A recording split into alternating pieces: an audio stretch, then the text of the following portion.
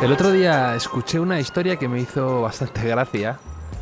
Estamos en Nueva York, principio de los 2000, hacia 2002, 2003, 2004, cuando Brooklyn empieza a ser lo que es ahora y se produce un boom del arte.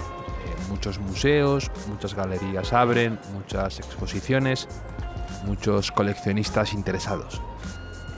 Y resulta que un grupo de skaters, tatuadores y músicos aficionados que circulaban por ahí sin mucho oficio ni beneficio, casi sin proponérselo, se convierten en expertos montadores de cuadros, porque está el movimiento y la rotación de cuadros, que lo que empieza a ser un favor ocasional se convierte para ellos en una forma de vida. Cada vez que alguien necesitaba mover un cuadro, llamaba a estos chicos de museos, de galerías, de coleccionistas. Se convierten en eso, en las personas por cuyas manos pasan los mejores cuadros del mundo.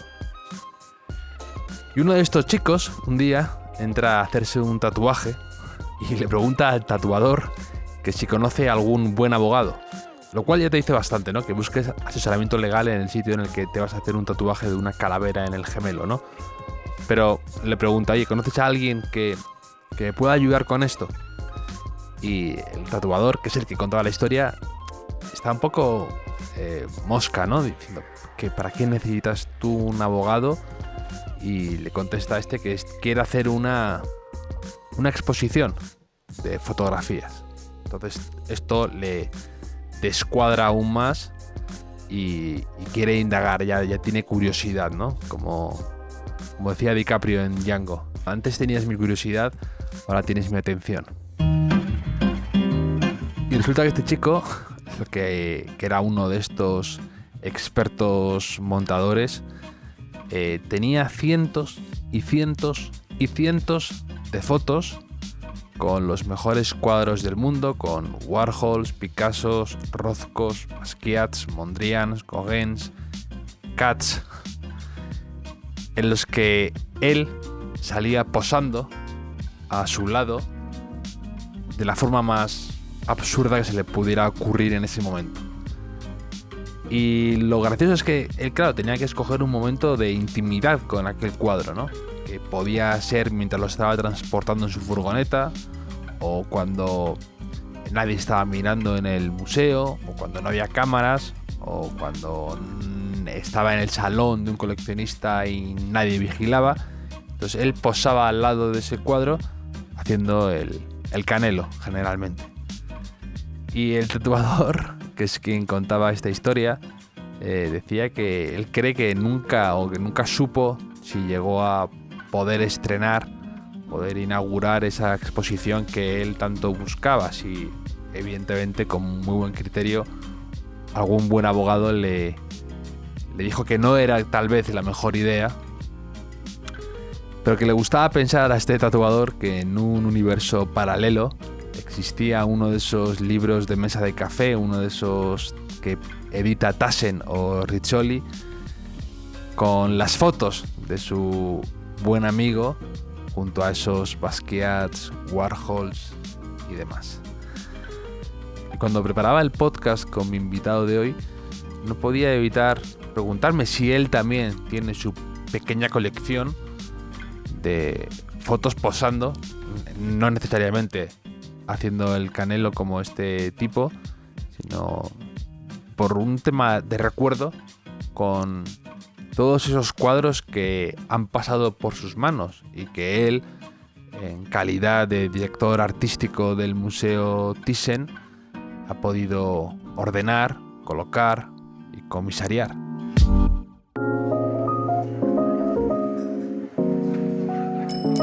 Bienvenidos al Hotel Jorge Juan con Javier Aznar, un podcast de Vanity Fair y Seagram's.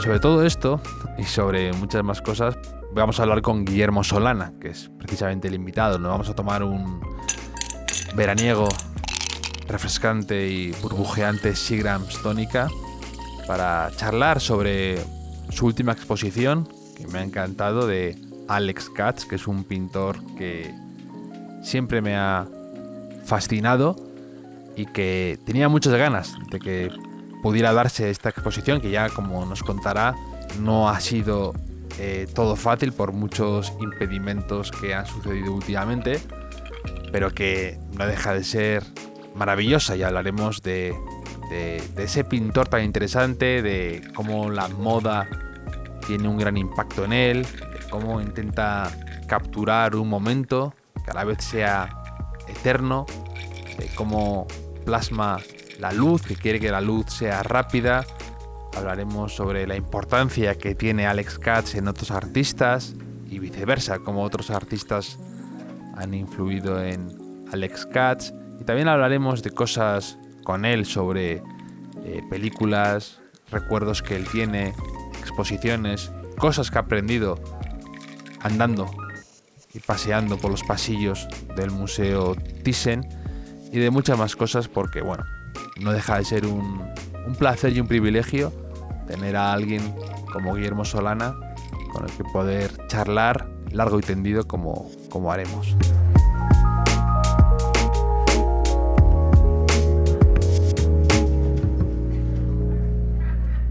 ¿Cómo estás, Guillermo? Muy bien, ¿cómo estás? Pues muy ilusionado con que hayas venido y con muchas ganas de hablar contigo, que de hecho esta misma mañana he vuelto a ir al Thyssen para ver vuestra exposición de Alex Katz. Pues muchas gracias. Alex Katz, como sabes, es una exposición que habíamos querido presentar en 2020. Le cayó la pandemia encima y casi todavía no me creo que la hayamos podido inaugurar, porque ha tenido que superar la pandemia misma, el cancelar los préstamos y volver a pedir todos los préstamos a los prestadores. Luego coincidió con una exposición del Guggenheim de Nueva York, es verdad. Y tuvimos que llegar a un acuerdo y adaptar las fechas. Ellos fueron muy generosos, fueron muy flexibles. Y luego nos ha caído la subida de los transportes internacionales, que ha sido brutal.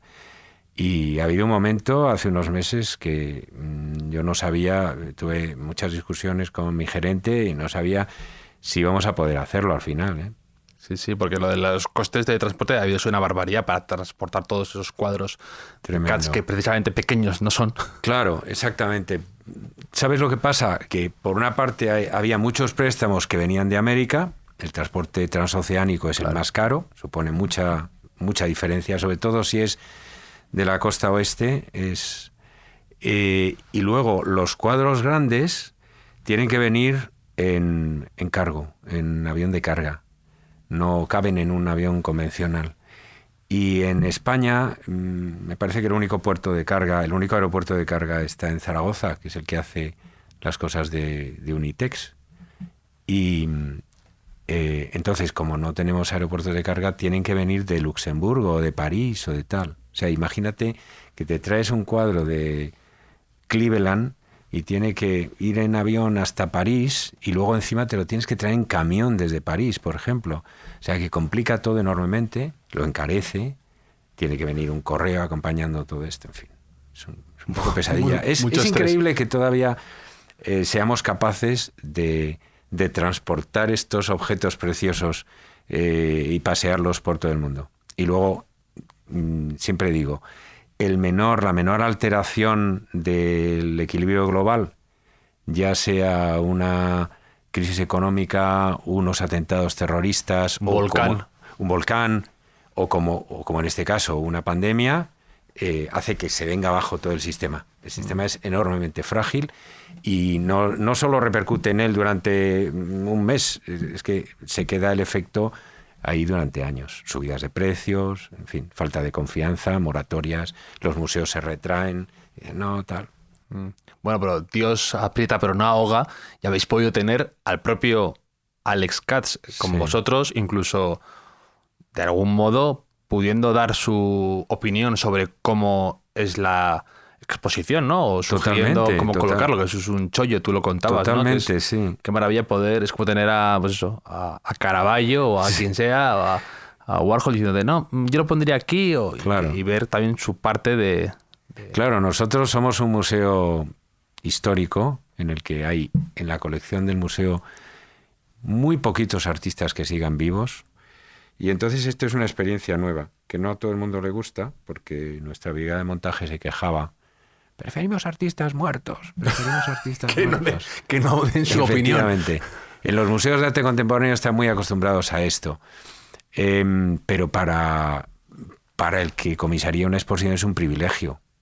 Te crea mucha ansiedad, por una parte, porque yo cuando estaba escribiendo el texto le mandaba cosas, le mandaba notas a él o a su hijo o a su nuera, que se ocupan del taller.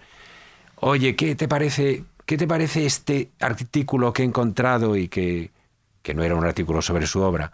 ¿O qué te parece? Les mandé un PowerPoint con todas mis comparaciones de cuadros suyos con otras cosas. Nunca tienes el privilegio de hacer eso con un artista al que comisarías, de chequear. La verdad es que luego los artistas vivos también pueden ser muy reticentes y de muchas cosas no me comentaba nada. No me decía ni que sí ni que no. Te deja tu responsabilidad. Cuando hemos hecho Antonio López también nos pasaba que le preguntabas, bueno, ¿y esto qué opinas? No sé, eso tú verás, ¿sabes? Pero bueno, al final te quedas mucho más tranquilo. Después de pasar esa ansiedad, o sea, sabemos que el texto lo han aprobado, la instalación la han aprobado, les ha gustado cómo han quedado los cuadros, nos han ayudado a conseguir algunos cuadros. Pues es una exposición autorizada, como se dice en las biografías, sí. ¿no? No, y que es un poco inolvidable, ¿no? Haber podido participar. Totalmente. Porque ¿qué edad tiene Alex Katz? Ya tiene como 90. Va a cumplir el 24 de julio 95 años. Entonces, pues no sé, es que conocemos ya muy poca gente viva. Ayer estaba viendo una cosa que es muy curiosa de Alex Katz, que no sé si tus seguidores, tus oyentes lo habrán oído hablar de ello. Katz cuenta que de adolescente, cuando se crió en Queens, usaba el suit, que era un tipo de traje que llevaban mucho en Harlem los africanoamericanos, pero también los italoamericanos, los judioamericanos. Era un traje muy de barrio, muy exagerado, muy de identidad como de tribu urbana, y llevaba eso. Y me acordé de la película de Malcolm X, que se había creado igual pues, en Harlem y que llevaba un suit. Un traje con pantalones bombachos, la chaqueta muy larga, unos sombreros un traje muy exagerado. Y vi las fechas de nacimiento y, claro, Malcolm X es 2 años mayor que Alex Katz. Lo que pasa es que murió joven. Claro. Quiero decir que Alex viene de un mundo perdido, desaparecido. O sea, es un tío que se crió al final de los años 30, en Nueva York de finales de los años 30. ¿No? Pero lo que es impresionante es que siga trabajando porque es como muy disciplinado. Lo que le gusta es estar en su estudio, muy metódico en cuanto a siempre hace su media hora de gimnasia, dice, ¿verdad? Y que ha venido a Madrid con 95 años a estar con vosotros y todo esto tiene muchísimo Totalmente. mérito. Es un tipo, además, que pertenece a una generación donde han perecido de todos los excesos. Sí. La mayoría, porque que no ha perecido por las drogas, por los accidentes de coche, ¿sabes? Sí. Debidos a la vida excesiva. Muchos de sus amigos, poetas, artistas y tal, se quedaron en la cuneta en los años 70, en los años 80. Y él es un tipo que en ese medio ha mantenido una regularidad, es un artista de la disciplina. Ha hecho siempre muchísimo deporte, siempre se jactaba de que hacía no sé cuántas 200 dominadas y no sé qué, y se levanta a las 7:30, va a su estudio, dice que unos días trabaja 5 horas y otros días trabaja 20 minutos, depende de cómo, pero increíblemente disciplinado, increíblemente. Una característica suya es el control de sí mismo, de sus condiciones de trabajo, de su pintura, ¿no? Entonces es un perfil de artista que no tiene nada que ver con otros perfiles, con el perfil del artista que es puro impulso y caos, ¿no? Sí, me gusta eso del control. Es un artista antirromántico en ese sentido, porque todos sus ideales son el control, la coolness, la disciplina, la mirada distanciada, no la identificación empática con las cosas. Puede ser increíblemente seco, puede ser increíblemente de ir al grano, no le gusta la retórica, las florituras. Te vi hablando con él y es verdad que es parco en palabras. Muy parco. Pero yo creo que a veces es un poco... ¿no? Creo que dice mucho en favor del artista. Te quiero decir que ponerte a hablar de ti mismo o de tu obra durante media hora, pues mejor que la gente piense o escuchar lo que les provoca lo que tú haces, en vez de tú estar contando a la gente cómo se tiene que sentir con tu trabajo, ¿no? Claro. Sí. Yo creo que sí, eso puede ser muy elegante, siempre que no llegues a ser ya hostil con la gente, antipático, pero una cierta parquedad, una cierta sequedad. Por otra parte, es muy de un perfil urbano, neoyorquino, por ejemplo, como podría ser de un cierto perfil parisiense o madrileño o de donde sea, el tipo de gran ciudad que va al grano, que es directo y que es un poco seco, que no es... ¿Sabes? Esta gente de gran ciudad que a los que vienen de fuera a veces les parecen... Son un poco demasiado secos y duros, ¿no? Sí. ¿Y por qué? Es una pregunta que te quiero hacer. ¿Por qué Alex Katz me gusta tanto? O sea, porque es verdad que yo tenía muchas ganas de hablar contigo porque me parece un artista muy, muy difícil de clasificar. Incluso él muchas veces lo ha dicho, ¿no? Que siempre se ha sentido que no encajaba, porque no es ni pop, aunque tenga cosas de ese mundo, tampoco es realista, aunque parezca a veces, tampoco es, a pesar de que sus colegas o de la época no pertenecía al expresionismo abstracto y nada de esto. Entonces es curioso. Mira, lo curioso de Katz, cuando ves la obra a lo largo de 70 años, te das cuenta de que lo milagroso es que mantenga las cosas que ha producido, que a veces son muy, muy diversas, muy diferentes, que todas lleven como el sello de su personalidad, porque podrían ser de distintos artistas. Él ha producido figuración bastante realista, sobre todo hasta el final de los años 70 ha producido...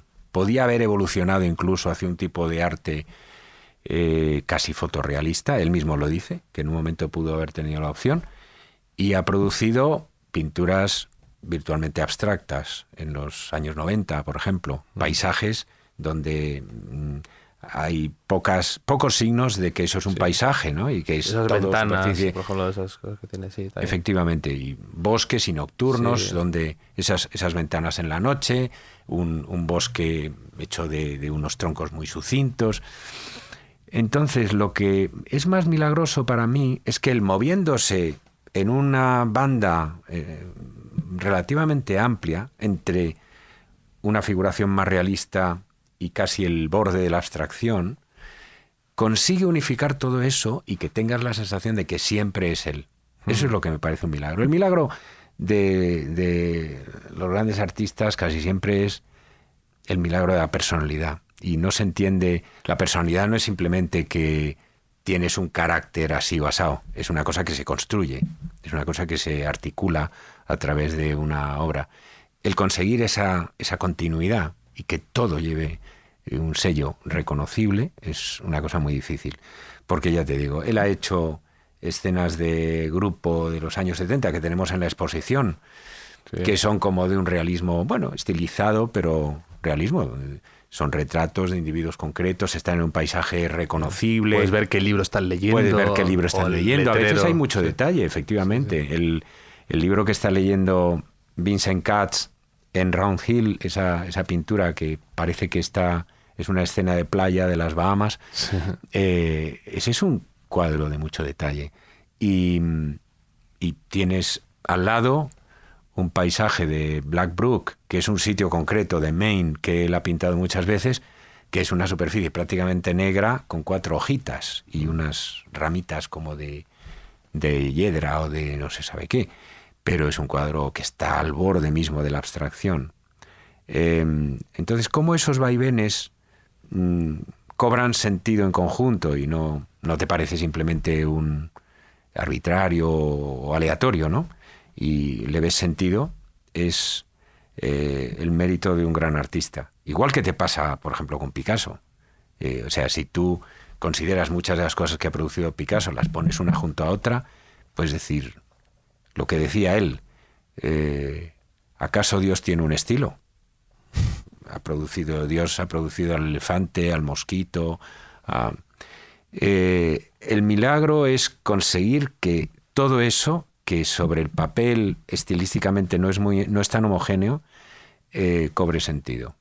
Hombre, hay una idea central, o más que una idea, hay un impulso que lo unifica, que es efectivamente el buscar una renovación, una figuración en la pintura.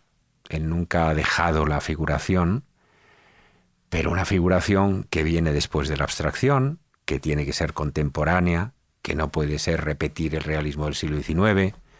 Es imponerse la exigencia de yo quiero ser leal a la pintura figurativa. La pintura tiene que representar fragmentos del mundo, pero tiene que ser una pintura que reconozca que ha pasado todo esto, que ha pasado la abstracción y que estamos en el mundo en que estamos en el mundo de los medios visuales de masas y tiene que... él tiene una enorme capacidad de sintonía con su tiempo. Él siempre dice que pinta en el presente y lo que impresiona más de él es que con 95 años sea un tipo al que le encargan una serie de mosaicos para el metro de Nueva York y funciona, o tiene 2 exposiciones abiertas. La última vez que yo estuve en su estudio tenía 2 exposiciones en Nueva York, una en Harlem y otra en Little Italy. Si el mundo del arte es muy implacable, si no estuviera vigente nadie le llamaría. Sí, no, muy vigente. De hecho, a mí me gusta mucho de él que mezcla influencias muy distintas. Él cuenta que, creo, ¿no? que una vez iba en un taxi por Nueva York y vio un anuncio de Calvin Klein y de ahí pintó a unas chicas inspiradas en lo que a él le provocaba esas imágenes o ese estilo, un momento muy puntual de la moda y de la publicidad. O luego pintura clásica también ha bebido mucho de ahí. La moda y la publicidad son 2 cosas centrales para él, que le han mantenido en contacto con el presente. Y siempre ha sido sensible. Siempre ha sido sensible a la moda y la publicidad que tenía alrededor. Porque hay artistas que fueron sensibles a eso una vez. Sí. Y luego han vivido de aquel momento. Pero lo sorprendente es que eso, como tú dices, no solo han influido en él los anuncios de Coca-Cola del final de los 50, que sí influyeron en él en su momento, sino que ahora sea capaz de mirar a unos anuncios de Calvin Klein que tienen otros parámetros completamente distintos y ser sensible a eso, interpretarlo, ¿no?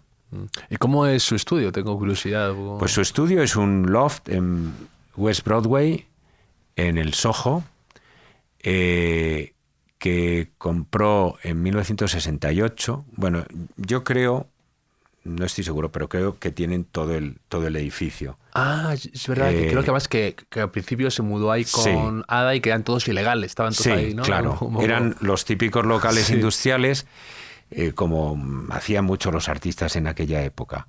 Entonces era toda una zona, pues eso, industrial, y hoy todavía conserva una puerta metálica como de un almacén, sin más, y llamas allí un portero automático, no hay portal, en cuanto pasas la puerta entras en un ascensor de carga y bueno, pues llegas a su estudio, está todo de lo más sencillo, pero es muy muy grande de extensión porque necesita para esos formatos y lo más divertido, claro, esa zona ha sufrido un proceso de gentrificación o gentrificación brutal.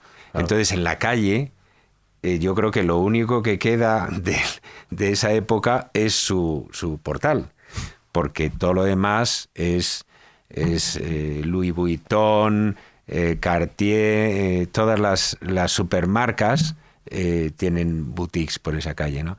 Y no me quiero imaginar lo que habrán subido los precios del suelo. Será miles de veces, ¿no? Y luego está muy obsesionado con el tema de la luz, ¿no? También le he leído alguna vez como que a él le gusta lo que él define como la luz rápida, ¿no? Que le gusta que no se quede mucho en el cuadro, que cuando lo leí dije, no lo acabo de entender, pero luego lo explicaba y lo comparaba con otros artistas, con de Kooning y demás, lo pude entender a qué se refiere con eso. Él tiene, mira, esa concepción es central, la idea de pintar en el presente y estar aferrado al presente. Pero eso, el presente no es singular, no es uno, el presente es múltiple. Hay un presente histórico en el que vivimos, que es el presente de este siglo, por ejemplo, el presente del siglo XXI. Y dentro de ese presente histórico hay el presente de una década, o también de una tendencia, de una moda de unos años. Por ejemplo, nosotros dentro del presente del siglo XXI, pues vivimos en el presente de la poscrisis del 2008, de la pospandemia de ahora, ¿no? Y hay como unos presentes encajados unos dentro de otros. Y el último presente, el más reducido, es el presente de este momento, este instante. Y ese es el presente en el que la luz juega un papel fundamental, la luz de este momento, de esta hora de la tarde. Él quiere captar todos esos presentes encajados. Entonces, le interesa la pintura con colores planos, porque ese es el lenguaje de la segunda mitad del siglo XX, de 1950, y sigue siéndolo, y es el lenguaje de la publicidad y de los medios. Pero le interesa la moda de la década. Cuando ves una pintura suya, intuyes en qué década está pintada. Aunque a veces haga saltos atrás, por supuesto, y puedas pensar que una pintura del 2000 es del 70, pero le interesa mucho la moda, los complementos de la moda, las gafas, los sombreros. El cuadro que tenéis del sombrero con las gafas, que es de 2010, o sea, que no es tan... Es de 2000... Podría ser de 1970. O sea, sí, exactamente. Estaba pensando exactamente en ese cuadro cuando te decía lo de los saltos atrás, porque a mí me recuerda muchísimo la imagen de la protagonista de la última película de Hitchcock, Family Plot, que es una película que se estrenó pues al principio de los 70, no recuerdo el año, y lleva las grandes gafas de sol, el sombrero con el ala flexible, ¿no? Entonces siempre la moda está muy presente, pero está presente también esta hora de la tarde, la puesta de sol o el amanecer o un reflejo en el agua del lago que tiene junto a su casa en Maine. O un gesto de alguien, ¿no? O un gesto, que es efectivamente el gesto es instantáneo también, es un gran vehículo para transmitir el presente de la hora. Entonces es como un juego de matrioscas, de presentes que están uno dentro de otro, pero siempre se trata del presente. Sí. Entonces él, por ejemplo, no le gusta el storytelling, no le gusta contar historias, porque eso es como evitar el presente, remontarse atrás. No le gusta tampoco demasiado que la historia del arte sea evidente, el hacer el pastiche de la historia del arte, aunque la historia del arte está profundamente metida en su obra, ¿no? Tiene una gran cultura histórico-artística, y yo muchas veces en el curso de la preparación de esa exposición le mandaba cosas de esas. Y noté enseguida que parecía sentirse ligeramente incómodo. Por ejemplo, cuando le decías, he encontrado una pintura de un caravallista, que por cierto es una pintura que está en Los Ángeles, y la he podido ver, y tu composición de Thursday Night 2 me parece que está especialmente relacionada. Silencio, mutis. Está en vuestro catálogo esas referencias, ¿no? Exactamente. Eso se lo dije. Ningún comentario, ni sí ni no.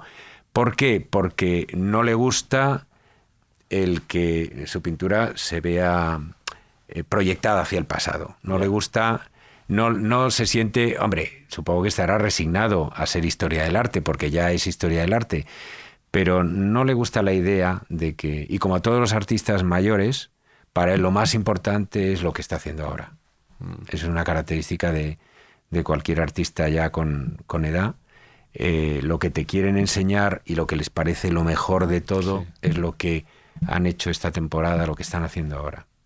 Porque siempre hay una enorme ansiedad. Además, cuanto más crece su patrimonio de todo lo que han hecho, siempre tienen la ansiedad de que lo que están haciendo ahora no esté a la altura de sus mejores momentos, claro. Entonces, a medida, si tú tuvieras obras que estuvieran en antologías, en manuales de historia que se estudiaran en la historia del arte, pues es comprensible esa ansiedad. Seguiré estando a la altura de eso. Luego es un artista muy, o sea, que se nota su proyección y su influencia en muchísima gente. Eso es muy llamativo. ¿Cuántas veces se le ha, entre comillas, fusilado directamente? Claro. O a la influencia. Me recuerda mucho, por ejemplo, sin tener nada que ver el motivo, por ejemplo, me recuerda mucho a Sempe, por ejemplo, que Sempe también le encanta el jazz, que es como de esa época muy urbana de Nueva York, una escena, un momento. Claro, él ha tomado mucho de el cómic, de la ilustración gráfica, de la fotografía publicitaria de su época, y a su vez el cómic, la publicidad o la ilustración gráfica posterior le han pedido la devolución del préstamo. Entonces hay muchos ilustradores gráficos, diseñadores y incluso en moda, dibujantes de cómics y por supuesto y fotógrafos que toman prestado de eso. Es completamente natural, y eso es la sustancia pop de su obra. El pop en él es que, claro, estamos acostumbrados a concebir el pop, a definir el pop de una manera muy restringida, identificándolo con la fórmula sobre todo de Warhol. O sea, Warhol se ha apropiado, se ha quedado con la etiqueta pop. Pero no hay que olvidar que dentro del pop caben muchas variedades. Y Alex representa una variedad más artesanal que la de Warhol, no duchampiana, o sea, no de apropiación directa de imágenes de los medios. Él quiere recrearlo todo con la pintura, con medios artesanales. En el sentido es más un pintor de toda la vida, pero es pop en el sentido de que la característica fundamental del pop, la esencia del pop, si se puede hablar así, es el que la pintura por primera vez no evita o no disimula o no oculta su relación con los medios, con lo que llaman en inglés media, sino que lo asume y lo integra. Y eso lo han hecho todos los pop de una manera u otra. Warhol de la manera quizá más radical, más descarada, y por eso se ha quedado un poco con la etiqueta.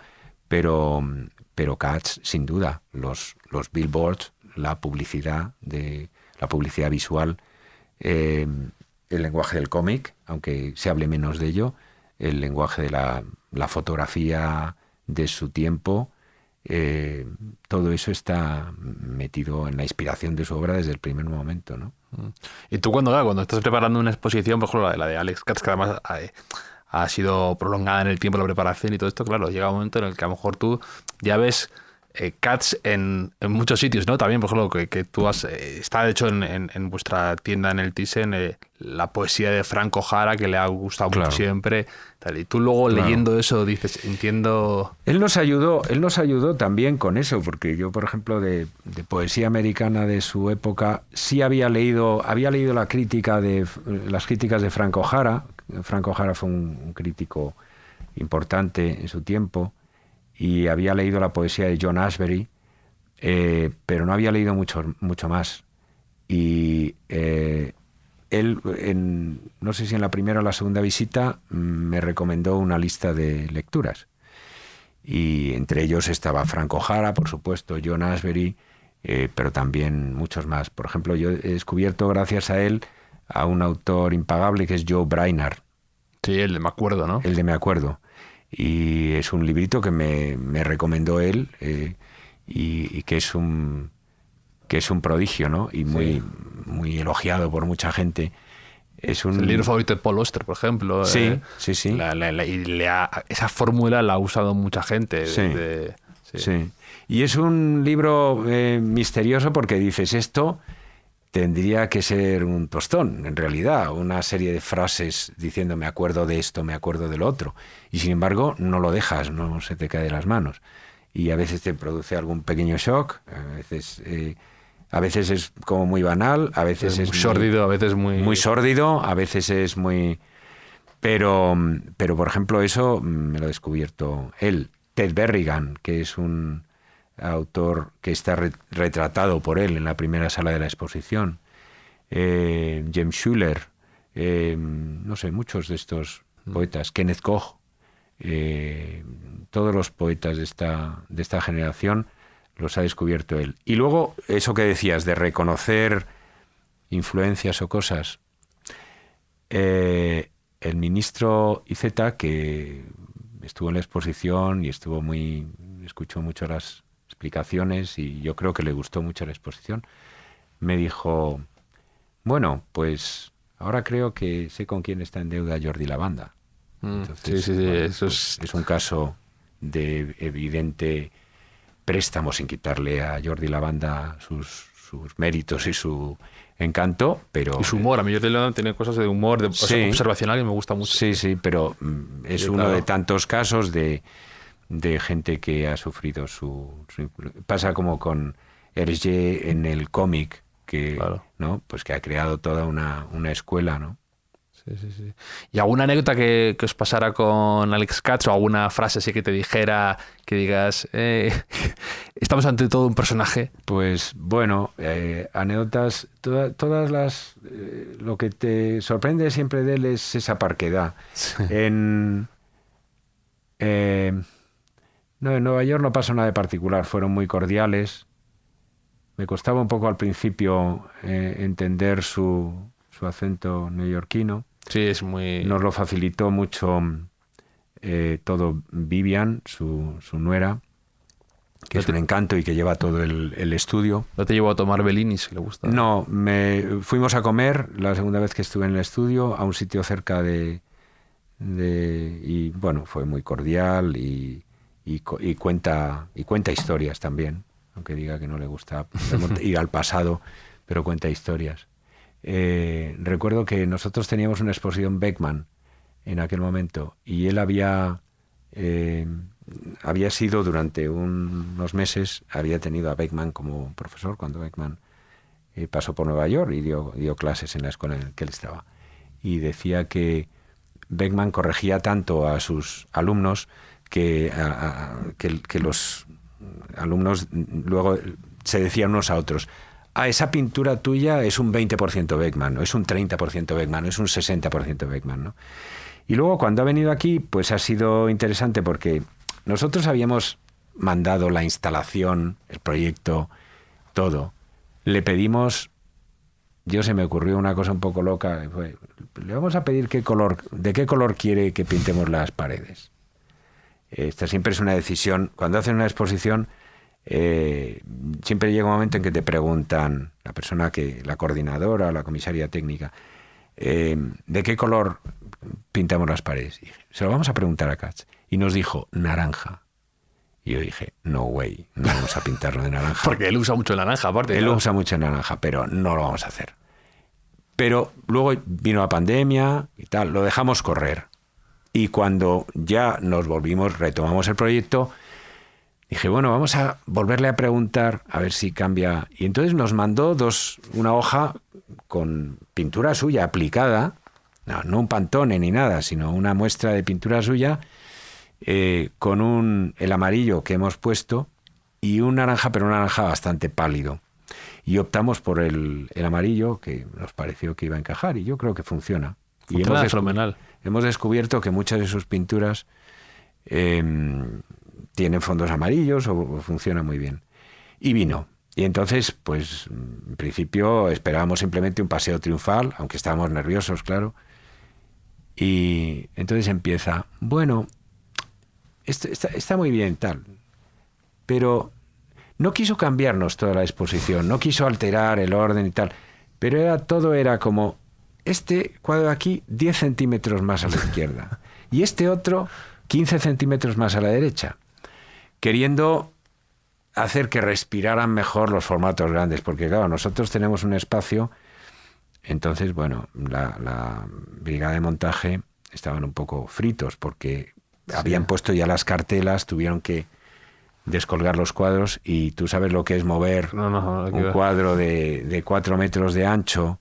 Hace falta un equipo grande de gente, es muy delicado. En nuestras salas, en cuanto levantas el cuadro demasiado, se da con los focos porque claro. no tenemos, las salas no tienen la altura suficiente. Entonces eso, hubo un momento en que empezó a poner, nos pidió un taco de post-it y empezó a ir poniendo pues más de una docena de cuadros. Cambiamos, pero no tanto, o sea, No, pero lo suficiente para que hubiera que cambiarlo, Exacto. ¿sabes? Pero al final no cambiaba tanto la imagen de la exposición, sí respiraban un poco mejor los cuadros, donde había simetría, trata de romperla, Ya. que es algo a lo que a veces no te atreves. Sí, Me que la quitó- simetría es un poco a veces como llevar la corbata del pañuelo a juego, ¿no? Claro, Demasiado un sí, juego así sí, evidente y sí. dices... Y él quiere romper. Luego ya me dijo, podríamos dejar una pared en blanco. Y dije, mira, muy poco Mira, espacio. Alex, Mira, Alex. No sé cómo explicarte. No, la gente no lo va a entender que encima del escaso espacio que tenemos para mostrar estas pinturas enormes, encima nos permitamos dejar una pared en blanco. No le importaba que no cuelgues algo. Tenemos un cuadro Red Smile que es fantástico del principio, que está en la primera sala. Y a mí se me ocurrió, por afán didáctico, traer el estudio que hizo para esa pintura y colocarlo al lado. Es un estudio muy pequeñito, Sí. que viene del Jewish Museum de Nueva York. O sea, de un museo distinto que el que tiene Red Smile.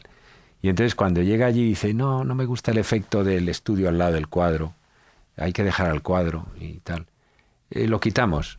Y le digo, no lo quitamos. Lo hemos traído de Jewish Museum de Nueva York. Es profesor, ha recorrido 6.000 kilómetros para esto. Si quieres lo ponemos en la pared de la esquina, ¿no? Sí. Que se pueda ver, pero vale, ok.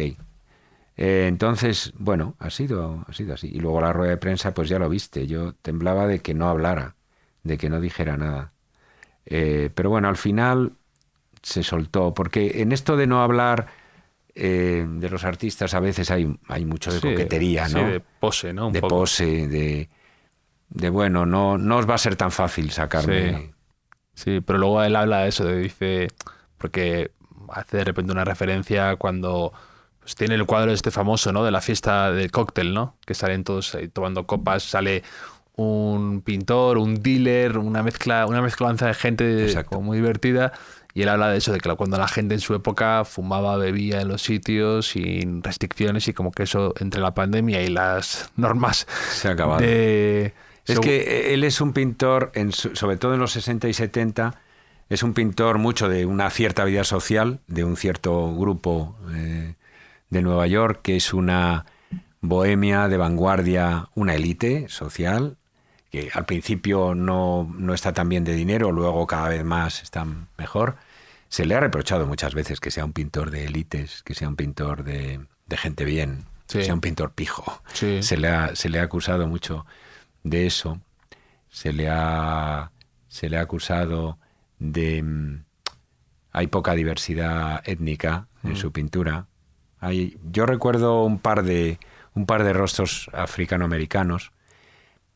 Era un mundo distinto, obviamente, y bueno, y él por otra parte, por ejemplo, en punto a diversidad sexual, el mundo que describe es un mundo super queer.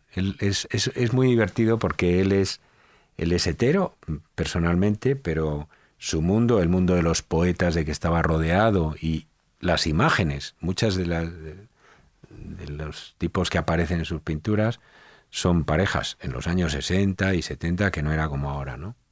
Y cuando se reía mucho, mira, esto es una anécdota. El Metro de Nueva York ha creado unos mosaicos basados en su pintura y le habían pedido pues una serie de autorización con una serie de cuadros suyos y tal. Y habían creado unas parejas, pues parejas lesbianas, parejas gays, parejas hetero, parejas de todo tipo, combinando obras suyas. Y él se reía. Dice, estos no son gays, pero los han combinado. Dice, bueno, me parece muy bien, tal. Y habían jugado con eso para crear un panorama de diversidad, ¿no? A él le parece todo eso bien. A él le importa al final la pintura, le importa la superficie pictórica, le importa el cómo funciona una figura sobre y en eso domina todos los recursos. Desde un estudio pequeño que ves de nada, de un riachuelo con un poco de verde a cada lado y un árbol, hasta el dominio, componer una superficie de 3x6, de 3 metros de alto por 6 de ancho, no es ninguna tontería. No, y por eso entiendo que se preocupe tanto por cómo respiran los cuadros. Claro. Algo así le sucedía a Rothko también, ¿no? Claro, absolutamente. Era muy obsesionado con cómo iban a colocar sus cuadros y que le parecía atropelía que se los abigarraran todos ahí juntos, ¿no? Él ha heredado mucho de Rothko, de Newman y de Clifford Steele, sobre todo de este sector del expresionismo abstracto, que es el que se ha llamado color field painting, que es la pintura no del gesto, del brochazo, porque el gesto para la generación de Alex Katz es tabú, el gesto estaba agotado, no querían emplear brochazos, pero el campo de color, en cambio, sí mantuvo su vigencia. Entonces, él, todo eso le ha impresionado mucho y ha bebido mucho de ello, sin duda. Y luego, por ejemplo, yo alguna vez le he leído también alabar a David Hockney, y lo que él contaba de David Hockney, de algún modo yo interpretaba que se refería también a él mismo. O sea, como que él decía que le gustaba el uso del color, le gustaba que eran cuadros alegres, que no tenían ningún tipo de complejo, que no había no hay angustia, no hay una masculinidad agresiva ahí, Sí. no hay... Tienen mucho en común, aunque luego dos pinturas, una pintura de Katz y una pintura de Hockney, si las pones una junto a otra, pues quizá no se parezcan, pero tiene mucho en común en ese sentido que tú dices.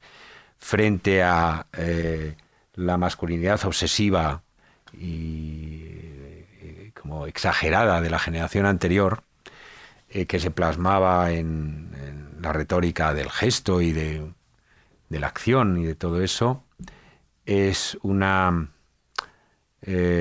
generación, la de Hockney y la de él, que ha asumido otro tipo de masculinidad, diversa en el caso de uno y de otro, y otro tipo de relación mucho más relajada con la realidad visual. Y los dos son pintores, como tú decías, hablabas de la alegría, los dos son pintores de la alegría de vivir, los dos son pintores de la joie de vivre, de la afirmación del momento, de la afirmación del placer, del gusto por ver la luz, las cosas que tienes delante, el gusto de estar vivo. En el fondo es una celebración de la vida, una antiangustia, que era lo que marcaba la generación anterior, todo aquello de que el arte era para escapar de la angustia y una expresión constante de la angustia, las declaraciones de Rothko, de Pollock, el tormento de la creación. Estos están en un extremo opuesto. La pintura es celebración, es goce de vivir y se tiene que expresar en la luz, en el color y en todo eso. Y los dos además son pop, pero que no han renunciado, en cierto sentido son grandes maestros del oficio de pintar. Han seguido preocupados por el oficio, así como en Warhol, aunque Warhol también fuera un artesano en muchos sentidos, pero a veces lo disimulaba y decía, quiero ser una máquina, y simulaba que todo era mecanismo, ¿no? Ellos no, tanto Hockney como Katz siguen vinculados muy, muy directamente a la tradición de la pintura. y han hecho muchas cosas para, ¿cómo decir?, conectarnos con la tradición de la pintura. Yo creo que han reinterpretado la tradición de la pintura muchas veces, el retrato, el paisaje. Están los dos muy preocupados por los géneros de la pintura tradicional, el retrato y el paisaje en particular. O sea que tiene mucho en común con Hawking. Sí.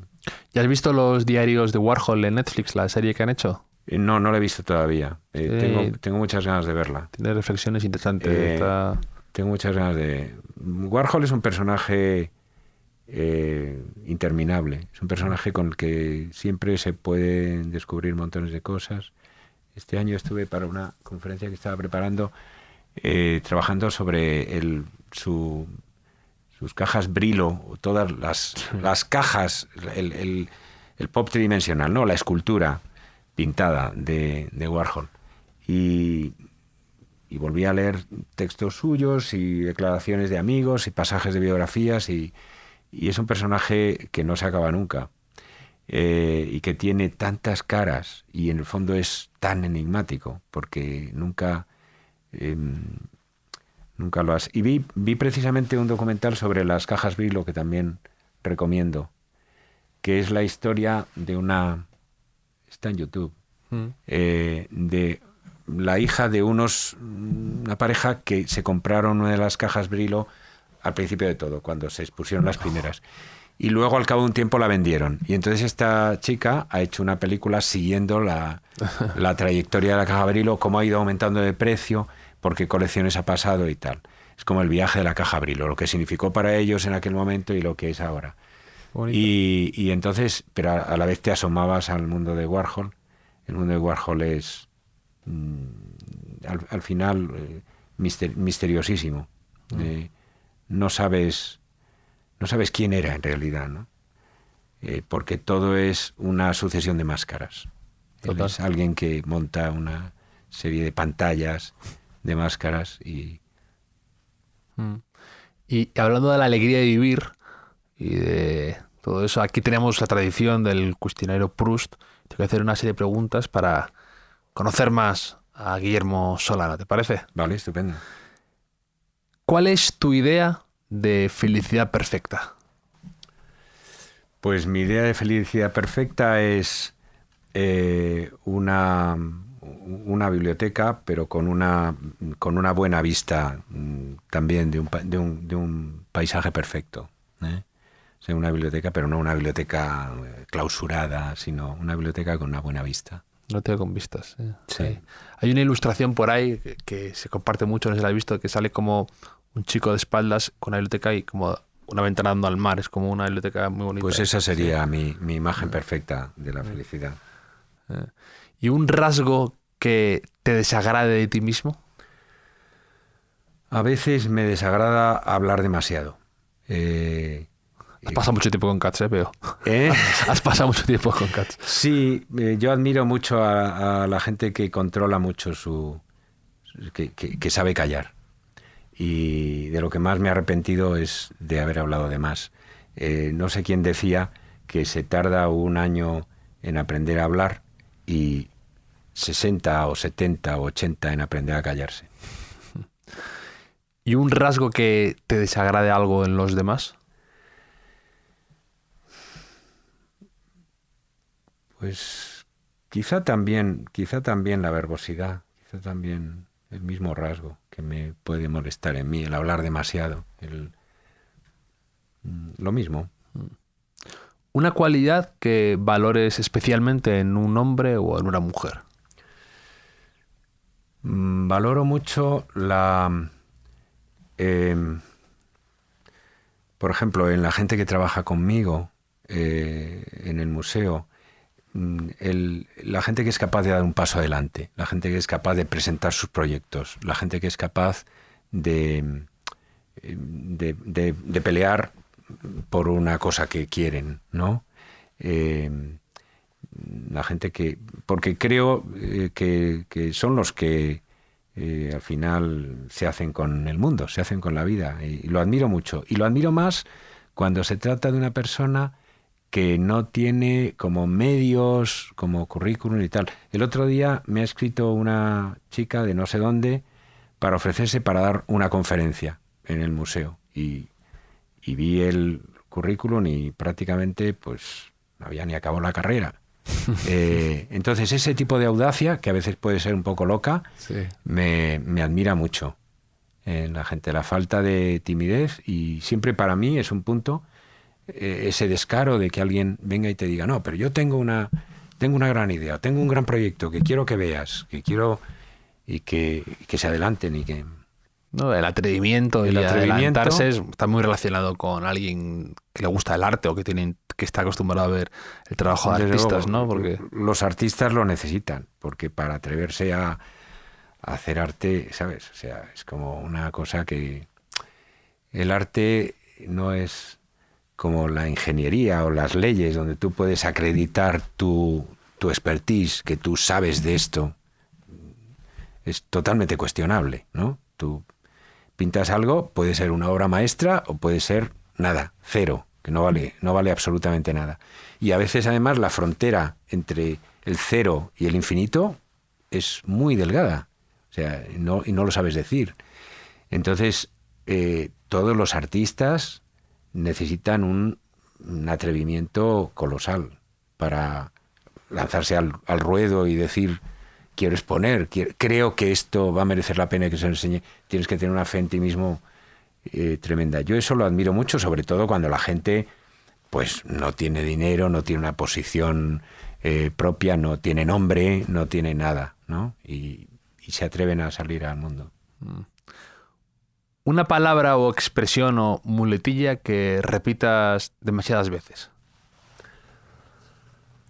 No soy consciente, solo tendría que decir la gente que me oye. La gente que te escuche después de este podcast notará a lo mejor la gente alguna... que me escuche. Seguramente tengo muchas muletillas de profesor y tengo una tendencia a explicarle a todo el mundo demasiado las cosas, pero es una deformación profesional de profesor. A veces me molesta, por ejemplo, ahora hay una alergia natural al mansplaining. Al hombre que le explica a una mujer cualquier cosa. Yo tengo tendencia a explicar a todo el mundo, a mujeres y hombres, y eso es puede producir hartura, ¿no? Y las muletillas pues son también. No, mira lo que... Pero entiéndeme, esto es las muletillas que están relacionadas con el oficio de profesor. ¿Dónde das clase? Yo he sido profesor desde el año 82 hasta el 2006-2007, en que pedí una excedencia en la universidad. Soy todavía profesor titular de la Universidad Autónoma de Madrid, y si me fuera el Thyssen, pues volvería allí. Entonces nunca he dejado de ser profesor en realidad, pero vamos, cuando has estado pues 20 y tantos años dando clase todos los días, eso te aseguro que te marca, ¿no? Te hace verboso, hablas demasiado y seguramente un poco pesado en el sentido de querer explicarle todo a todo el mundo. ¿Una primera exposición o visita a un museo que te marcara especialmente cuando a lo mejor empezabas a interesarte por el mundo del arte? Sí, pues claramente me impresionó mucho cuando tenía 16 años. Fui a París por primera vez con una tía mía y me llevó a los museos, y sobre todo a lo que era entonces el Jeu de Paume, donde estaban los impresionistas, y vi a Van Gogh y todo eso por primera vez. Eso me impresionó mucho y ha sido determinante, porque luego me he dedicado a los postimpresionistas, a Van Gogh, a Gauguin y a todos estos. Entonces esa es una impresión que no olvido, sí. Ese museo ya ni siquiera existe como tal, ¿no? Luego he visto muchas veces en el Orsay los mismos cuadros, pero aquella experiencia es irrepetible. ¿Y un rincón favorito de Guillermo Solana en el Thyssen? No necesariamente uno que a ti te gusta y que te da un poco de paz y que lo encuentras ahí y te gusta ir, a lo mejor, que debe ser eso lo más bonito, cuando cierra el museo y tú te das un paseo por ahí, a lo mejor, ¿no? Sí. Bueno, un cuadro que yo amo especialmente es el cuadro de Hopper, de Habitación de Hotel. No es muy original decir esto, em, pero sí, es un cuadro para sentarse a verlo durante horas y también es un cuadro como para retirarse de muchas cosas. Pero hay otros rincones estupendos, hay muchos rincones en el Thyssen donde te puedes sentar. Ahora, por ejemplo, el Carpaccio, la sala del Carpaccio, del Caballero de Carpaccio, es un sitio fantástico para tener ahí un momento de aislamiento, de reposo. La sala de los Canaletos, que es también donde hay unos bancos, se puede sentar a ver el Gran Canal.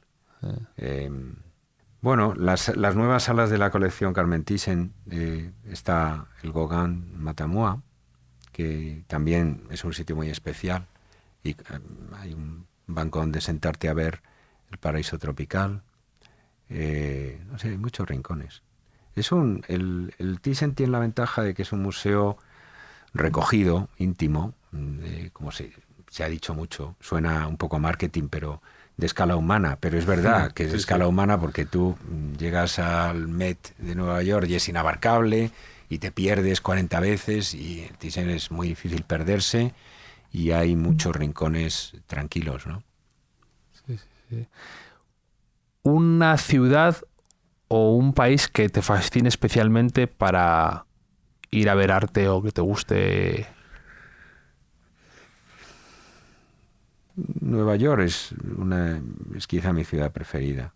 Hombre, las ciudades europeas son maravillosas para ver arte y Florencia es estupenda, aunque no la puedo imaginar nada más que invadida por gente, por turistas, y Venecia, pero Nueva York quizás sea mi ciudad favorita. ¿Cuáles son tus puntos ahí de Nueva York favoritísimos? Pues en Nueva York hay tantísimas cosas que pues es imposible, desde, por supuesto, el MoMA, que vuelvo siempre, o el Met, que es infinito, pero hasta la Morgan Library, que por ejemplo es un sitio maravilloso, con una colección de manuscritos y de dibujos fantástica, o la Frick Collection, que ahora la ha cambiado de sitio, ¿no? Está estupenda, Frick, es una colección, sí, es una colección súper exquisita. Y luego, pues, las calles, las librerías, no sé, Strand, por ejemplo, es una librería a la que siempre voy. Bajar por la Quinta Avenida hasta el final y ver simplemente la vida, los escaparates y tal. Nueva York es una ciudad muy, muy, muy estimulante, ¿no? Te da vida. Pero las ciudades europeas son bellísimas, pero acabas teniendo a veces la sensación de que estás en un museo, en una ciudad que es un museo, ¿no? Entiendo. Con Viena, con París, te pasa a veces en el centro, menos en Londres, con Venecia y con Florencia muchísimo. En las ciudades italianas el núcleo urbano está muy museificado, ¿no? Y entonces prefiero una ciudad donde esté todo más mezclado y que sea más viva. Tenéis mucho Nueva York en el Thyssen, además. Sí, ¿no? sí. Tenemos mucho vínculo con eso, porque el Barón, ya sabes que en los años 60 viajaba muchísimo a Nueva York, la convirtió en la tercera sede de sus negocios y empezó a comprar arte americano a tumba abierta. Y compró desde el pop, empezó comprando pop, cosas de Wesselmann, de Rauschenberg, de Lichtenstein, y yendo hacia atrás, de George O'Keeffe, de Hopper, hasta pintura americana del siglo XIX. Entonces siempre estamos con un pie allí y otro pie aquí.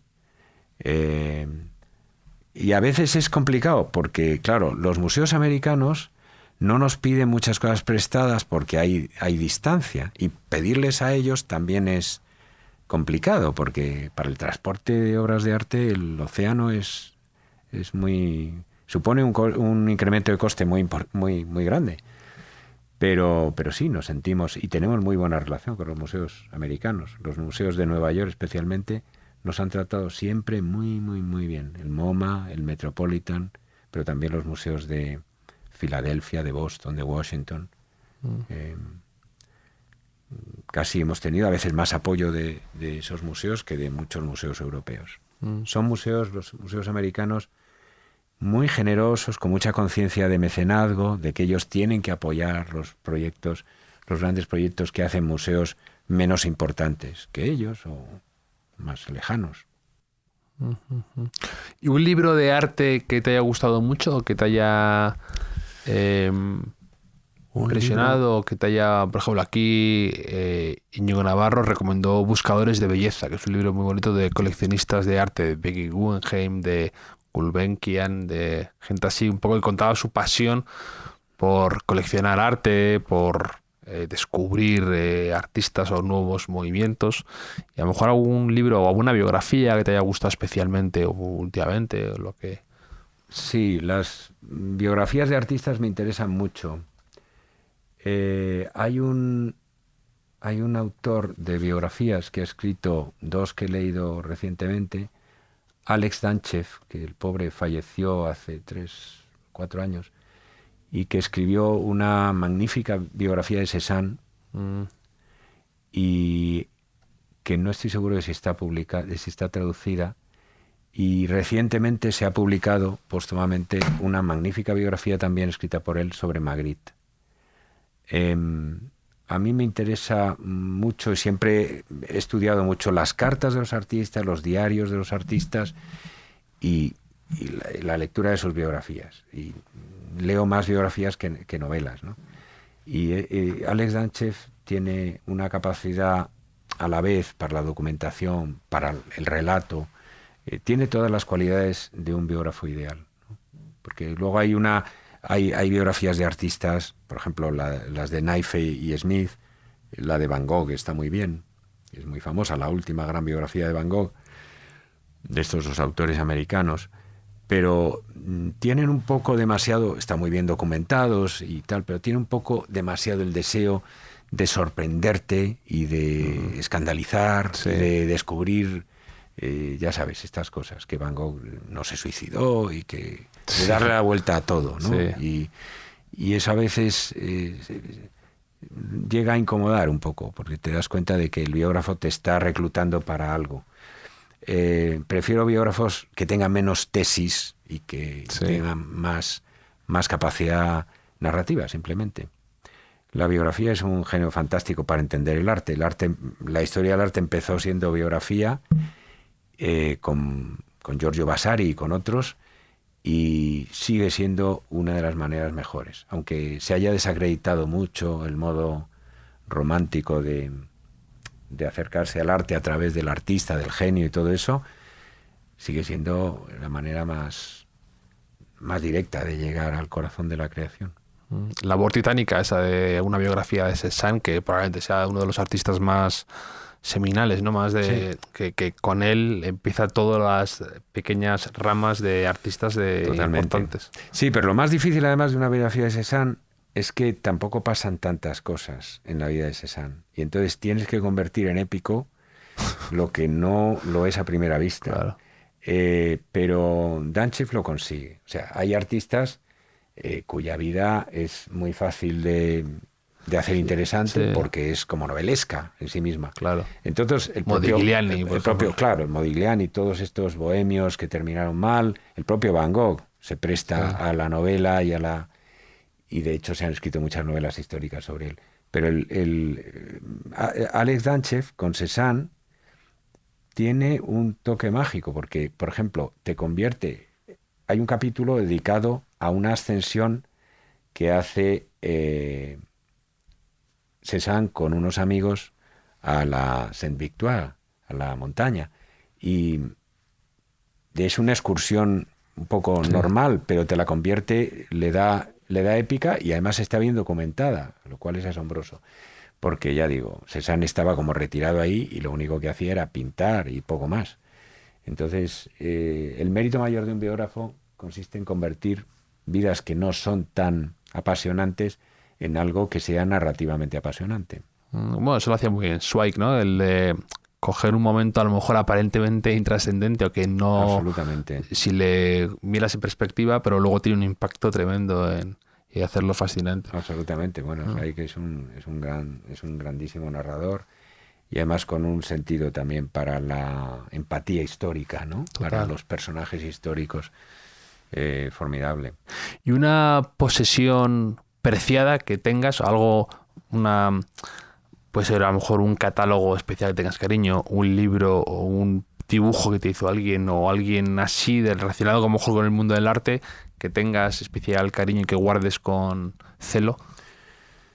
Sí, bueno, en mi despacho lo más importante que tengo es un Saura, de verdad, y le tengo mucho aprecio. Es una pintura que me dejaron escoger los herederos de Saura a cambio de un texto largo que escribí y me dejaron elegir entre varios y es fantástico. Es una especie de retrato, de esos retratos de una princesa del siglo XVI o XVII, pero que es un monstruito y me parece muy intenso y lo tengo, me acompaña desde hace 15 años en el museo y es una cosa que está muy bien en el museo, pero que no es del museo, que es mía. Ya. ¿Y te costó escogerlo, no? Cuando te dieron... No me costó escogerlo. Me ofrecieron 3 cosas distintas, me llevaron a un almacén que tenían aquí y me dejaron escoger y no me costó nada. Enseguida vi que era lo que me...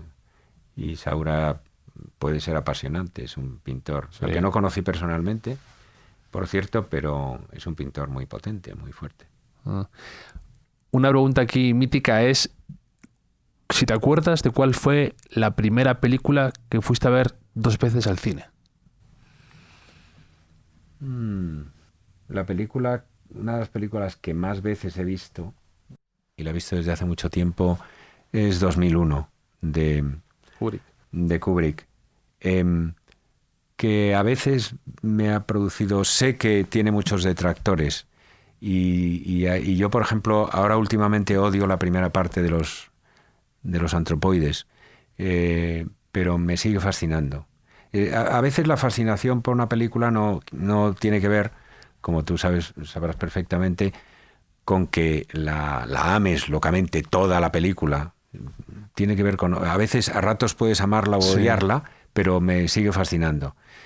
Y bueno, una película que he visto también muchas veces, cada vez más, es Blade Runner, que no la fui a ver cuando se estrenó, pero luego cada vez me ha ido gustando más. Es muy extraño porque muchas veces me encuentro con películas de esas que en su momento cuando se estrenaron no me interesaron y que con el tiempo, por alguna razón, empiezas a ver y te llegan a fascinar. Es como una sincronía, un mal encaje con el tiempo. No soy como Katz, que está tan conectado con su momento. Pues son dos y elecciones. Dices, ¿cómo no me di cuenta en ese momento de que esta película era fantástica, ¿no? Bueno, 2001 es motivo de discusión eterna en Cowboys de Medianoche, detractores y amantes, y luego aparte también son 2 películas que es curioso, son como con una fuerte carga estética. Blade Runner es muy interesante cómo retrata ese mundo, esa convivencia entre el futuro y el presente. Es muy... Y se lo ha plagiado infinidad de veces. O sea, desde que salió Blade Runner, ¿cuántas veces hemos visto ese Los Ángeles distópico, lluvioso, no sé qué, oscuro? Lo hemos visto en montones de cosas. Sí, entonces era como un cierto shock, porque el futuro de la ciencia ficción era limpio y luminoso y perfecto y aséptico, ¿no? Claro. Y por primera vez, yo creo, fue una de las primeras veces que vimos un futuro como fallido, ¿no? Como fallido, industrial. efectivamente, totalmente. Sí. ¿Y alguna película que retrate un museo o algo así, o una escena que te haya gustado y que tú, como director de un museo, digas qué interesante cómo han reflejado esto, qué bonito, qué... Sí, a mí me fascina mucho de Vértigo cuando él la sigue al Museo de San Francisco, al Museo de la Legión de Honor, hasta arriba, que es un museo en el que yo no he estado, por cierto, y la observa, la espía, mientras ella mira un cuadro, porque eso también es una cosa muy, muy de museo, ¿no? Que alguien está mirando un cuadro, pero otra persona está mirando a ese alguien, ¿no? Secretamente. Y esa escena me parece muy, muy enigmática. Vértigo es una película muy artificiosa también y tiene muchos rincones seguramente por donde se le podían poner montones de objeciones, pero también es muy fascinante, sobre todo la primera parte. Parece que tiene que no sabes qué está sucediendo. Que no sabes qué está sucediendo. Esa parte de mí me encanta. Es súper intensa. Luego ya cuando empieza a construir toda la historia, vamos a explicar y tal... cuando se desenvuelve todo es más complejo, ¿no? Pero en ese momento, estoy de acuerdo contigo, sobre todo el momento del museo, cuando la va a ver y no sabes qué está sucediendo y por qué va siempre a ver ese mismo cuadro una y otra vez, te genera muchísimo... y también está muy replicado ese fenómeno extraño, ¿no? Totalmente. Como de... Ahora hay un fenómeno, ¿no? Se dice, ¿no? Se llama Gone Girl, ¿no? Que es como un fenómeno de éxitos de libros o de películas de misterio y demás que siempre que le ocurre a una mujer, la mujer de la ventana, la mujer del tren, la mujer del barco, la mujer siempre así. Y yo creo que todo nace un poco de eso, de Vértigo. Sí, además de Vértigo hay otra película, Vestida para matar, Dressed to Kill, de Brian De Palma, que también es un homenaje a Hitchcock. Brian De Palma ha hecho muchos de estos homenajes a pastiches de Hitchcock, y hay una secuencia donde ella visita un museo y se para, por cierto, delante de un cuadro de Katz, de Alex Katz. No lo he visto, pues que la compartiré en las notas del podcast para que la gente vaya a Brian De Palma y vea Dressed to Kill. Qué bueno. ¿Cuándo y dónde fuiste más feliz? A lo mejor un recuerdo de tu infancia o un viaje que hiciste en un momento dado de tu vida, algo así que vayas a ese recuerdo, ese momento. ¿Pero tiene que ser de mi infancia o tiene No, puede ser de hace 2 años o puede ser un momento... Pues mira, el último viaje a Venecia que hice con mi mujer hace... antes de la pandemia, el año 19, el verano del 19. Fue fantástico, solo fueron 3 días, pero fue estupendo. Da tiempo sobra en 3 días. Y sí, a ver sí. Hacía mucho tiempo que no volvía a Venecia y todo fue perfecto. Y ya para acabar, 2 últimas preguntas. Una es, que esta es compleja, pero es ¿qué has aprendido trabajando y viviendo, sobre todo viviendo en un museo? ¿Qué lección así te quedas? Con los años que llevo he aprendido bastantes cosas. Con 17 años llevo en el Thyssen y he aprendido bastantes cosas. En primer lugar, a trabajar en equipo, que es algo que en la universidad, donde yo estaba antes, no se hace tanto, porque aunque hay mucha interacción con los alumnos, pero tú es tu clase y ya está ahí, tu departamento, pero no hay que trabajar en proyectos tanto en común como en un museo. Un museo es una obra mucho más colectiva. Hombre, no tienes a Alex Katz diciendo descuélgame el cuadro una vez colgado, cámbiame las cartelas con todo lo que implica. Ningún compañero tuyo en la universidad se mete en lo que tú haces en clase ni nada. Y en un museo todo es interdependiente. Todo lo que haces depende de mucha gente y es influido por lo de mucha gente. No hay ningún proyecto que sea personal, de autor. Puedes influir, pero en un museo se aprende muchísimo respecto a la universidad. Se aprende mucho que la obra de arte es una cosa material, porque en la universidad se manejan diapositivas al final, se manejan imágenes y no tienes ni mucha conciencia. Mira, los historiadores de la universidad, el peso, el tamaño, el dónde están las pinturas, es muy, muy, muy secundario. Ellos juegan con imágenes. Y está bien, pero en un museo aprendes que son cosas frágiles, que son cosas que cuesta transportar. Sí, lo que tú has dicho, lo primero que has hablado aquí es del tema logístico, ¿no? Claro, eso es fundamental. Y en los museos lo fundamental es la seguridad, la climatización, no sé qué, porque las obras de arte son objetos muy valiosos, muy frágiles, muy peculiares de constitución, a veces hechos con materiales que hay que indagar, que hay que investigar. Entonces, ese misterio muy material de la obra de arte, donde verdaderamente lo aprendes es en el museo.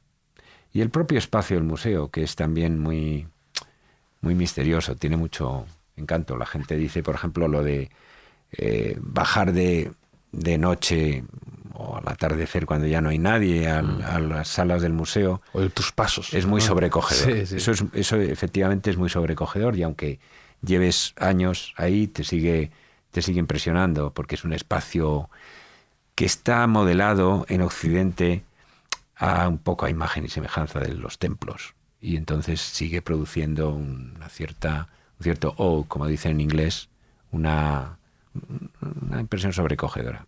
¿No? Y lo que dices tú de las películas antes, que decías, cómo en su momento no vi no vi estas cosas, Claro. o no detecté esto. Yo creo que siempre te va a pasar con cuadros, siempre, o sea, eterna, y creo que es lo bonito, ¿no? Que siempre estás redescubriendo cuadros que ya conocías, creías conocer, y de repente es volverte a enamorar de un tipo de cosas, descubrir nuevos. Yo me acuerdo, me invitasteis a una cosa espectacular de una Sí, pero que hacemos una especial que hablabais de un estudio que habéis hecho del Arlequín de Picasso. Claro, era meterte tanto ya en incluso a un nivel científico de lo que había debajo, meterte casi en la cabeza de Picasso. O también otra explicación maravillosa del Freud, del retrato del Barón Thyssen, ¿no? Claro, sigues metiéndote nuevas capas y nuevas capas. Las exposiciones de restauración le gustan mucho al público por eso, porque desvelan misterios de la obra de arte y al mismo tiempo tienen esa cosa científica de que no son misterios, no es interpretación como hacemos a veces los curators, sino que es que verdaderamente se ha encontrado debajo de esto un dibujo subyacente que tal. Y siempre en el propio museo lo recibimos con muchísima emoción cuando hacen una restauración, la más reciente, la del Carpaccio, y descubren pues que la mano que sujeta la espada inicialmente estaba pintada de otra manera, o salen a la luz detalles que estaban oscurecidos por un barniz oxidado. Todo eso es muy emocionante si te interesa el arte. Y eso tiene que ver con lo que decía del misterio material de la obra de arte. La obra de arte no es solo una imagen, es un objeto material que tiene su vida, que envejece y que muere, puede llegar a morir si se deteriora, y que tiene una larga historia y que ha estado físicamente en contacto con tantas cosas, con la mano del que lo creó, pero con circunstancias históricas. Ha estado en muchos sitios distintos a veces. Y eso es fascinante también, cuando lees sobre la historia de una obra de arte que ha estado en una ciudad que estaba bajo los bombardeos, o que ha convivido la obra de arte con una batalla o con una invasión, y contemplas todo lo que tienen detrás. Es impresionante, ¿no? Sí, no, es totalmente. Y para acabar, si tienes un lema que te guste tener presente o que tengas en tu día a día grabado, o un consejo que alguien te dio y que tengas siempre en la cabeza. Bueno, un consejo que me dio una vez mi mujer es que la gente no necesita fundamentalmente consejos, sino necesita que la escuches. Cuando alguien te cuenta algo, lo más importante para mí es eso, el aprender a escuchar. Cuando alguien te cuenta algo, no necesita que le des una solución automática, que le des un consejo fácil, que le resuelvas un problema, sino, ante todo, necesita que la escuches. Eso para mí es lo más importante, y seguramente también es de lo más importante que he aprendido en la vida del museo. La vida, como digo, de un profesor, aunque tengas que escuchar a los alumnos, pero es mucho más individualista. Y un museo es un sitio donde tienes que estar muy atento, tienes que tener más empatía con todo el mundo, y porque si no se viene abajo. La máquina del museo es un castillo de cartas muy delicado, donde hay muchos aspectos técnicos, pero también aspectos humanos que tienen que ser afinados y ajustados, ¿no? Entonces eso para mí es muy importante. No hay que simplemente dictar, mandar y enseñar y explicar a la gente, sino escuchar. Pues Guillermo, ha sido un placer y un privilegio tenerte aquí. Además tenía tiempo, ganas de traerte y estaba esperando expectante que trajerais que abrierais la exposición de Alex Katz, que está del 11 de junio al 11 de septiembre. Exacto. Que hay tiempo, pero que la gente tampoco se duerma, que llega el verano y todo esto, sí. y que vayan enseguida se pasa. Muchísimas gracias a ti, yo me he sentido muy, muy a gusto, tengo una gran sintonía con tu podcast y vamos, también para mí es un honor, es un privilegio. Además, las entrevistas que te hacen normalmente los medios te preguntan ¿cuántos cuadros tenéis en la exposición de Katz? ¿Cuánta gente ha venido? ¿Cuántos cuadros inéditos? Y no sé qué. Y en un minuto se han ido y no te ha dado tiempo a decir nada de lo que crees que tendrías que decir. O sea que estas oportunidades de hablar así, largo y tendido, a tumba abierta de una cosa de la que tenemos tanto que contar, es una oportunidad estupenda para nosotros. Sí, nosotros tenemos tiempo y también nos gusta quedarnos en el momento, como Alex Katz, y que la gente se pierda en esas paredes amarillas que casi pintó a mano Katz en el Thyssen, que es muy, muy, muy bonita la exposición y te impresiona. A mí cuando vas por esos pasillos y de repente ves uno de esos retratos enormes al fondo, te impacta, así que, desde luego, que vayan. Pues muy bien, pues muchísimas gracias. Un abrazo. Un abrazo.